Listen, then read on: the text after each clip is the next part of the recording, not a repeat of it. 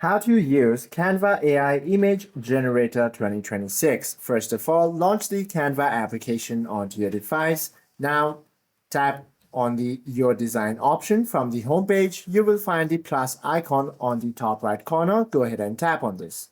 Now, tap on the Design option to access the Create New Design panel. From here, select your layout, such as Instagram post or custom size. Once you select any of these options and the page is opened, all you have to do is now tap on the Elements tab from the bottom.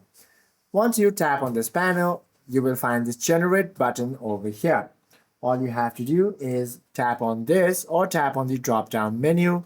From here, you will find the options on what to generate. Then select the image option, and within this box, simply describe your image and give the prompt. Once you type anything, you simply have to tap Generate and you will find the image over here. Hope this video helps you out a lot. If you have any questions or queries, do comment down below.